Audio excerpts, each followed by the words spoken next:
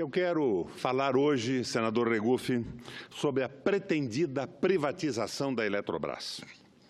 O governo Temer pretende dar ao setor privado a prerrogativa de apagar o Brasil, tal como Fernando Henrique Cardoso o fez em 2001. Não estou falando em sentido figurado, senador Regufe. A privatização das hidrelétricas aumenta enormemente o risco de racionamento de energia elétrica no país, a exemplo do que ocorreu em 2001, sobre a sanha privatista de Fernando Henrique Cardoso. Assim, não se trata de uma afirmação abstrata. Temos uma experiência prática nesta questão. Não fossem as hidrelétricas públicas, a anarquia no setor elétrico, patrocinada pelo governo FHC, teria aumentado dramaticamente os efeitos do racionamento. Tenciono analisar com cuidado devido, essa proposta de extrema irresponsabilidade de um governo que não foi eleito para isso e que, se tivesse sido eleito, certamente não o seria para privatizar um setor tão vital para a economia e a sociedade brasileiras. Permitam-me começar pela água, senador Regufe. A privatização do setor elétrico é a privatização de todos os cursos de água, de todos os reservatórios vinculados às barragens construídas para a geração elétrica. Seus donos passam a comandar um fantástico ecossistema de imensas implicações socioeconômicas no país. Água é vida. Destaco a água não pelo seu valor econômico, mas justamente pelo fato de ela não dever ser um produto de mercado. Há muito que se fala na escassez relativa de água no mundo e que esta escassez será o fator principal que levará a novas guerras no futuro. Tal desequilíbrio em seu suprimento. Transformar a água, um bem público insubstituível, em fonte de lucro para o setor privado, é um crime de lesa pátria. Lembre-se que nem Fernando Henrique Cardoso cometeu o crime de ter privatizado a Vale do Rio Doce junto com a Petrobras, a grande empresa estratégica brasileira, ousou privatizar hidrelétricas. Dirão que haverá regulamentação dos monopólios elétricos privados. Na verdade, já devia ter havido, pois existem algumas hidrelétricas privatizadas no país. Contudo, o curso geral dos processos de privatização é enfraquecer ou abolir de forma absoluta as regulamentações em atendimento ao direito adquirido ou à necessidade de eficiência do setor privado. A venda absolutamente injustificável das hidrelétricas pelo governo, se acontecer, será, portanto, a configuração definitiva da anarquia elétrica e hidráulica no Brasil, em confronto com um sistema que funciona de forma adequada e com baixos riscos. Vejamos, senador Regufe, inicialmente a questão de um ponto de vista estratégico. No mundo inteiro, a questão energética é tratada como estratégica pelos governos, pois a própria soberania das nações passa pela necessidade de se ter controle dos fatores de desenvolvimento e produção. A energia elétrica é o principal desses fatores, pois sem ela não se tem indústrias, comércio e serviços, dentre eles saúde e educação de qualidade, senador Otto. Todos os países dito desenvolvidos põem em prática esta visão estratégica. As empresas de energia elétrica, e notadamente as usinas hidrelétricas desses países, são todas estatais, inclusive na China e nos Estados Unidos. O governo dos Estados Unidos mantém 73% da geração hidráulica sob a gerência do governo do Estado, sendo 48,9% federais. Vale notar que 26,4% da capacidade hidráulica dos Estados Unidos é gerenciada pelo próprio exército norte-americano. tal a importância estratégica reconhecida desta fonte de energia. A sobrevivência das indústrias depende do fornecimento de energia elétrica regular, sem interrupções e com qualidade, sem alterações de parâmetros técnicos de fornecimento. Num cenário de fornecimento precário de energia elétrica, as indústrias teriam seus equipamentos de produção danificados e baixa produtividade e, consequentemente, baixa qualidade, o que inviabilizaria a competição com produtos importados. Isto levaria à perda de mercado interno e externo e à perda de empregos no Brasil. Será seguro e positivamente estratégico deixar o controle de fornecimento de energia na mão de empresas estrangeiras? Estatais chinesas, senador Otto, por exemplo. Será que os interesses de uma estatal chinesa, a China, a fábrica do mundo, vem com o controle da Eletrobras, vem coincidir com os mesmos interesses da indústria nacional? As usinas hidrelétricas, nesse contexto, ganham destaque, já que, além da própria questão energética, também, como já observado, controlam os rios e, portanto, o fluxo dessas águas com seus múltiplos usos. Quem controla a vazão dos rios tem o poder de influenciar a produção de alimentos via controle de irrigação, para citar apenas mais um exemplo da importância desse poder. Basta notar a capacidade intrínseca que tem a fixação do povo no campo, emigração de agricultores para as cidades, bem como a própria segurança alimentar. Eu apresento aqui, nesse contexto, um gráfico mostrando a importância das hidrelétricas públicas nos Estados Unidos. Se a TV puder me alcançar aqui, eu gostaria de expor. 73% das hidrelétricas americanas no controle do Estado.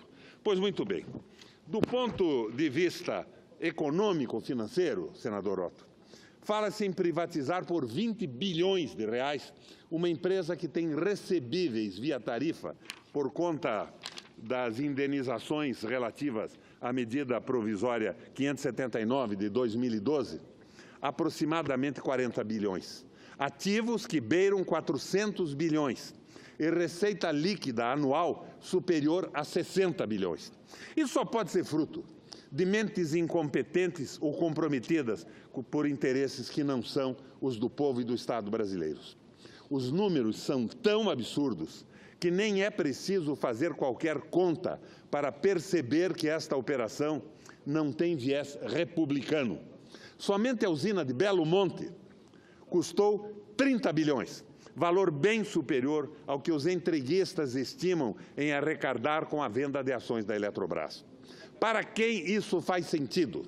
Certamente não é para o povo brasileiro e nem para o Tesouro Público. Vale lembrar que o povo brasileiro já pagou pelas usinas hidrelétricas na amortização, cujas concessões foram renovadas pela Lei 12.783 de 2013. Assim, com a privatização prometida por Temer e Meirelles ao capital financeiro internacional, o povo terá que pagar novamente por elas, mediante um aumento médio de tarifa de 16%, já estimado pela Anatel. Uma estimativa muito por baixo, diga-se de passagem. As propostas de aprimoramento do marco legal anunciam a criação de um ambiente especulativo para o comércio de energia, com total liberdade de formação de preços pelos agentes operadores. Desta forma, a operação do sistema elétrico passará a se dar pela cotação de mercado e não mais pelo custo de produção, permitindo extrema especulação de preços. A modicidade tarifária deixará de ser o objetivo. Aliás, pelo contrário, é o lucro máximo que é conseguido quando há um desequilíbrio entre oferta e demanda, provocando um princípio de escassez, sem ainda faltar energia, mas no limite disso acontecer. Em seguida, vou dar uma parte solicitada pelo senador Otto. Mas a experiência vivida no governo Fernando Henrique, mostrou que o capital privado não investe em nova geração e transmissão, principalmente em regiões sem densidade populacional. O capital privado gosta de comprar o que já está pronto e, a partir daí, minimizar os custos de operação e manutenção, embutindo na tarifa maior risco do sistema. Em última instância, busca, conforme o explicado anteriormente, provocar ou permitir desequilíbrios entre oferta e demanda pela falta de investimentos, para que, desta forma, consiga maximizar seus lucros. Não é preciso convencer ninguém que o capital privado não tem nenhuma preocupação com o caráter social, estratégico e constitucional da energia elétrica, que deixará de ser um bem público para se tornar mercadoria, foco de especulação financeira e lucro desmedido.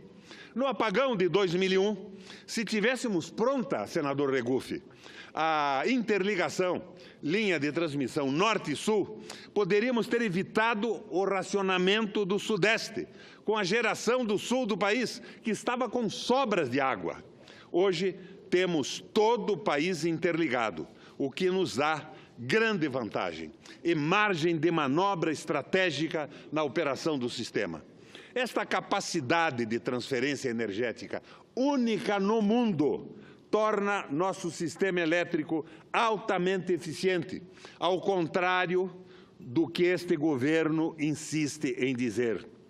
Esta eficiência nos propicia, inclusive, a possibilidade de poder operar com uma capacidade de geração instalada menor, porque nós podemos transmitir energia de zonas com deficiência de água para zonas com suficiência.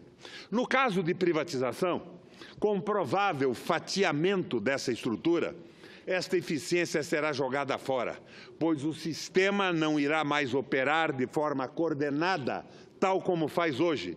Esta queda de eficiência irá embutir mais custos na operação.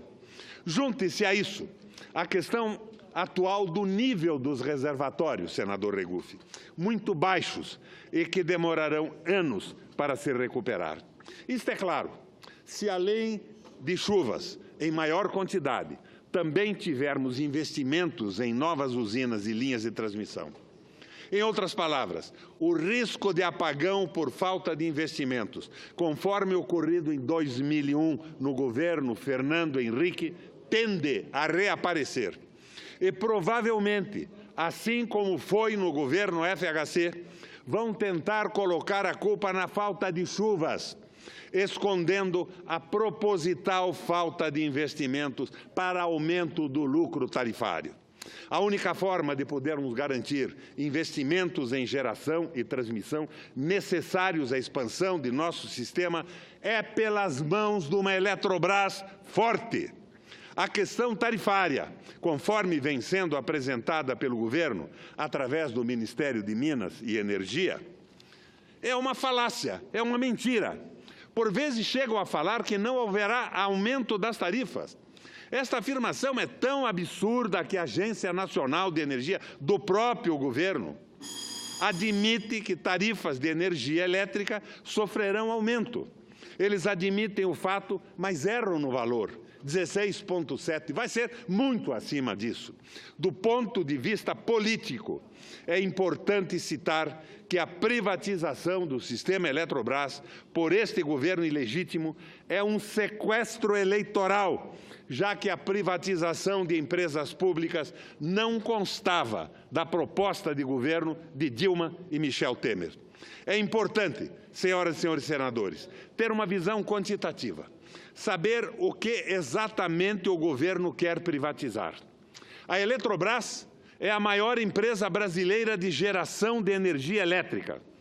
Produziu 170,9 milhões de megawatts em 2016, o suficiente para atender a mais de 1/3 do consumo anual de eletricidade do país. Sua capacidade instalada atingiu 46.856 megawatts em 2016, o que representa 31% do total instalado no Brasil. Do total da capacidade instalada, cerca de 94% vem de fontes limpas, com baixa emissão de gases e de efeito estufa. Ao todo, são 47 usinas hidrelétricas, por 20 bilhões de reais. 114 termoelétricas a gás natural, óleo e carvão. 2 termonucleares, 69 usinas eólicas e uma usina solar, próprias ou em parcerias, distribuídas por todo o território nacional. Correspondem, muito deles, a alguns dos maiores empreendimentos no Brasil e no mundo. Vários deles de caráter estruturante e pioneiros.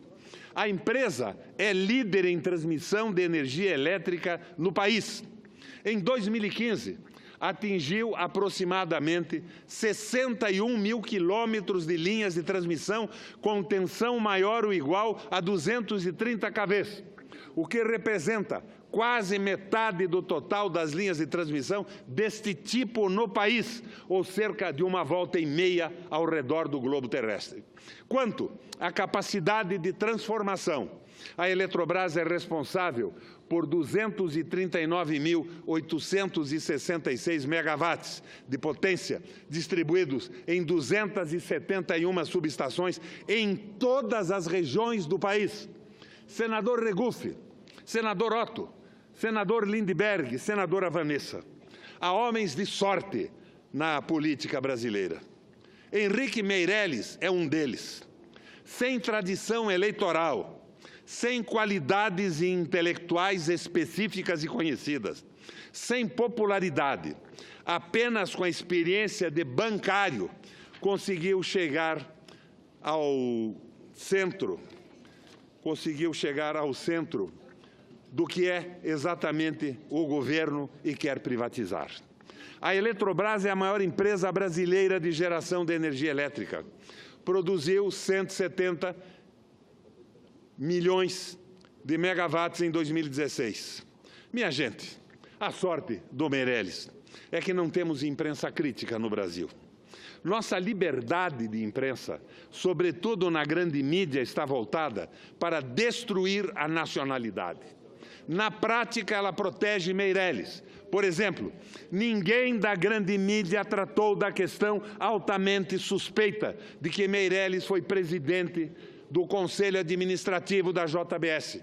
Se fosse o empreiteiro, se fosse o próprio Joesley Batista, teríamos, como de fato aconteceu, uma bateria de acusações e insultos contra ele. Entretanto, não quero fazer aqui denúncias sobre possíveis desvios de Meirelles. Na área da carne, minha diferença com ele é outra. Vejo nele um traidor da pátria incrustado no seio do governo da República. Se não reagirmos, ele destruirá as bases econômicas do país, ancoradas num grupo de estatais estratégicas. Diante disso, só temos uma alternativa de poder no Brasil. E tomar nas mãos o comando absoluto da economia. Exatamente com quais objetivos, então, Meirelles assume o poder? Hoje, passados mais de um ano do impeachment, podemos ver as intenções do grupo palaciano liderado por Meirelles com mais clareza. São 3 metas muito específicas. Reduzir ao extremo o tamanho do Estado, incluindo setores sociais como do trabalho e da previdência. Abrir o máximo de espaço possível para o capital financeiro e o capital internacional. Promover o agronegócio, incluindo a cessão de terras na Amazônia a estrangeiros. A contraparte disso é a virtual destruição da indústria naval, notadamente a do petróleo, que chegou a ter uma expressiva participação na cadeia produtiva público-privada. Qual é a alternativa que podemos ter?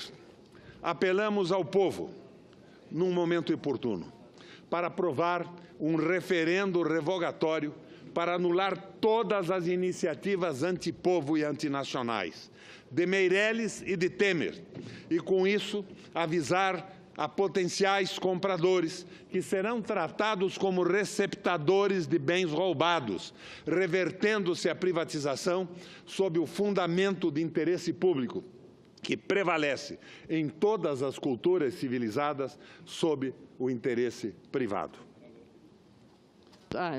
Concedo uma parte ao senador Lindbergh Faria. E eu estou aqui na fila, senador Requião. Senhor presidente... Posteriormente, seguindo a fila, a senadora Ana Amélia. E ela anda. Senhor presidente, eu quero parabenizar o trabalho de Vossa Excelência como presidente da Frente Parlamentar em Defesa da Soberania Nacional. Nós vamos, no próximo dia 2, segunda-feira, às 14 horas, fazer o lançamento dela no Rio de Janeiro. Instituto de Engenharia. No Clube de Engenharia. Clube de Engenharia. Mas eu quero trazer aqui minha preocupação, senador Requião, com a rodada de licitações de blocos de petróleo que vai acontecer amanhã. A 14ª rodada. Por que a minha preocupação? Primeiro, destruíram a política de conteúdo local. Nós tivemos 83 mil empregos diretos na indústria naval que estão sendo destruídos. Essa nova rodada de licitações praticamente não tem política de conteúdo local. Você vai conseguir compensar apenas em serviço, na contratação de pessoas.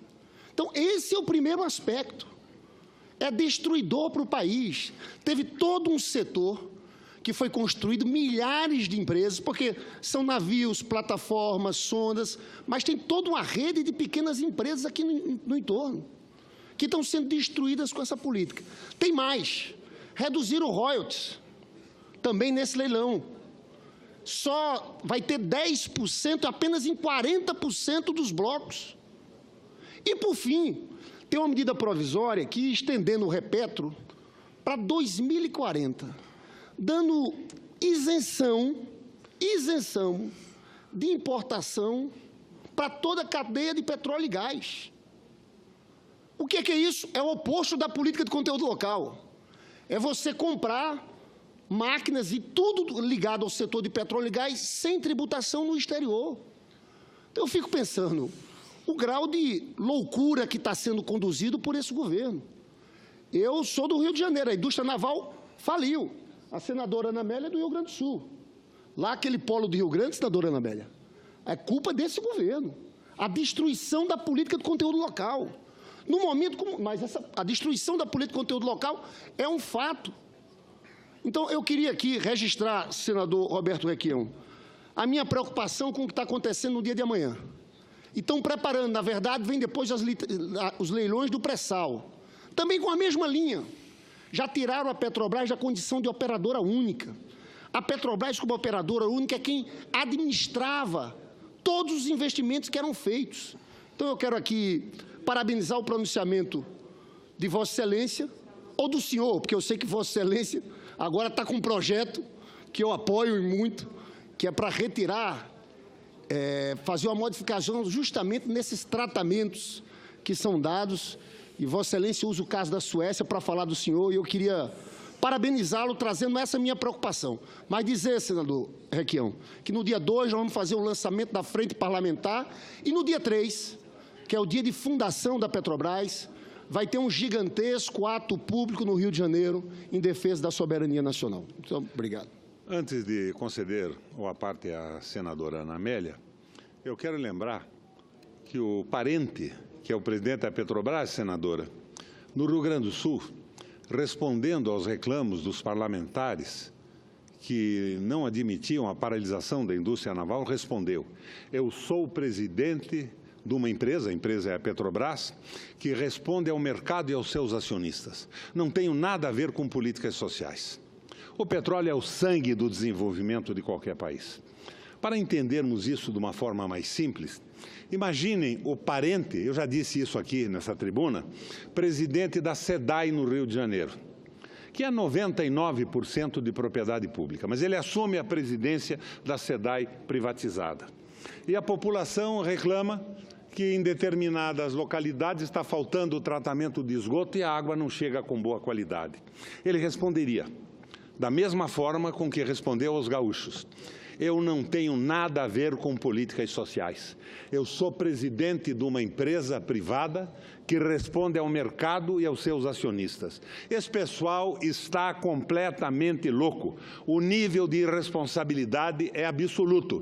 E eu quero aqui saudar a declaração de ontem de um dos candidatos presidenciais que se coloca até esse momento, que é o Ciro Gomes, apoiando a nossa proposta de referendo revogatório de todas essas barbaridades que são contra o interesse do Brasil e do nosso desenvolvimento, no caso de uma virada em que este governo abandone a condução do país no sentido de uma liberalização econômica que já faliu na Europa e pede asilo no Brasil e está recebendo asilo por parte de políticos altamente comprometidos com acusações que quase raiam ao nível da inverossimilidade tal o absurdo com que se apresentam. Senadora Ana Amélia, com prazer lhe concedo a parte.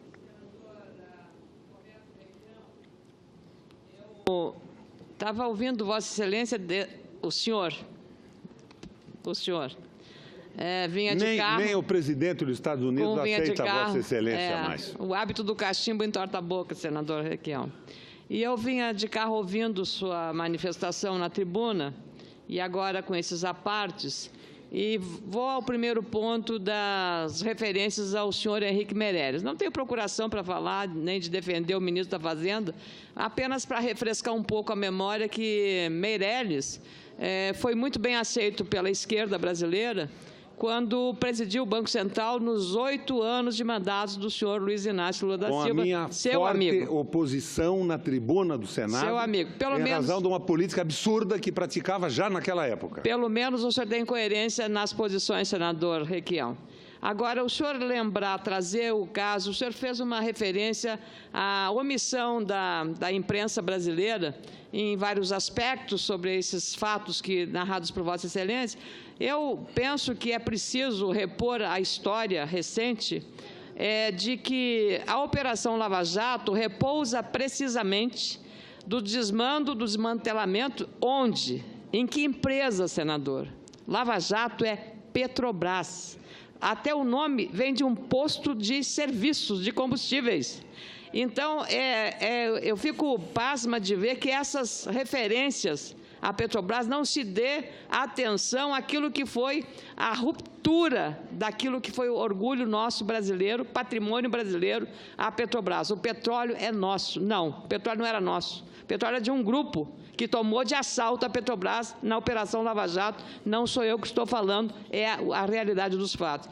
E eu queria, a propósito, senador, hoje, quem defende muito esse processo, eu acho que nós temos que ter controle daquilo que o Estado precisa prover à sociedade. E hoje o jornalista José Casado, que eu tenho um grande respeito, no jornal O Globo, escreve um artigo, Como Destruir uma Estatal, e narra a tragédia que se chama Empresa Brasileira de Correios, uma estatal de 220 anos, senador Roberto Requião. Então, nós precisamos dar uma refrescada na memória e na realidade para ver, de fato, onde estão os problemas do aparelhamento de Estado partidário numa estatal que devia ser gerenciada tecnicamente. Então, o que foi gasto em títulos da Venezuela, títulos da Argentina, dinheiro absolutamente jogado na lata do lixo, porque o prejuízo apurado foi de 5 bilhões de reais, senador. Então, senador Requião, respeito muito a sua coerência, mas eu preciso trazer esses dados aqui para colocar nesse debate sobre estatização versus privatização. Eu fico imaginando, senadora Ana Amélia, se Vossa Excelência, ou se a senhora, supondo que o meu projeto é acabar com as excelências no Brasil, vai ser aprovado. Aliás, no começo da história dos Estados Unidos, Adams propôs um título nobiliário para o presidente da República, também concordo que com Vossa foi Excelência, recusado por George Washington, que queria ser chamado apenas de senhor. Mas eu fico imaginando que a senhora tivesse uma fazenda importante de sua propriedade e tivesse um mau administrador. E o administrador lhe roubasse desviando recursos, como fizeram os maus administradores da Petrobras, entre os quais uma boa parte do seu partido, do PT também, do PMDB. E eles que respondam por isso, senador. Eles que respondam por isso na justiça e na lei. Tudo bem. Então, o que é que nós fazemos? A minha recomendação é colocá-los na cadeia. E parece que as instituições estão tratando disso. Mas eu fico imaginando se não seria uma insanidade a senhora propor a venda da sua fazenda por preço irrisório a estrangeiros alheios à vida brasileira, porque foi roubada por um mau administrador. Uma coisa mal administrada tem que substituir os administradores. E a mesma preocupação que a senhora mostra, e é minha também, com a Petrobras, eu coloco em relação a outras corporações no Brasil. Eu acho, por exemplo, que os pichulecos, como comumente são chamados, as gratificações e as doações eleitorais à margem da legalidade a partidos políticos como o seu, como o meu, como o próprio PT, têm que ser punidos, mas eles são extremamente semelhantes, senadoras, às gratificações absolutamente ilegais do Ministério Público, do Judiciário e de corporações de funcionários que se valem do seu poder episódico e da complacência do Congresso Nacional e do Senado, dando vantagens indevidas. O Correio não está fora desse tipo de raciocínio, nem a Petrobras. Mas não é pelo fato de um bando de gangues tendo roubado a empresa pública que nós temos que doar a Petrobras para as multinacionais do petróleo, que são responsáveis por guerras genocidas no mundo inteiro. O controle da que Petrobras espécie é do de Estado, comportamento do governo pode ser justificado por um senador patriota? Nenhum, rigorosamente nenhum. Não vamos confundir alhos com bugalhos. E quero lembrar a Vossa Excelência que fomos senadores juntos. E eu lembro que a minha voz criticando a política do Meirelles era rigorosamente isolada na tribuna do Senado. Nunca contei com a parte de Vossa Excelência dando suporte ou estimulando as minhas Porque eu continuo também do mesmo lado, senador Roberto Requião, e a Petrobras continua controlada pela União. Essa é a diferença. A Petrobras está sendo entregue para as multinacionais com o silêncio do Congresso Nacional e do Senado. Mas Senador Roberto Requião, eu lhe dei 4 vezes o tempo, eu vou lhe dar mais 1 minuto, se Vossa Excelência quiser concluir, porque aí eu tenho que passar para os próximos oradores para seguir a ordem aqui. A coerência que nós temos que procurar no plenário é a coerência com os interesses nacionais, com os interesses do povo, com os interesses dos trabalhadores. E não é por erro de alguns administradores que nós podemos alienar a soberania nacional, entregando os Correios, entregando a Petrobras, entregando a água para a Nestlé ou para a Coca-Cola, enquanto há um silêncio sepulcral em relação a esse governo, que é composto pelo meu partido, mas que está sendo acusado de coisas inimagináveis por uma pessoa normal, mas continua governando sem um grito de protesto nesse plenário, que admite que a Petrobras seja jogada aos abutres das 7 irmãs que já se multiplicaram hoje e a interesse de outros países e não o nosso. Isto chama-se, senadora Ana Amélia, coerência contra a corrupção e a favor do Brasil, do começo ao fim.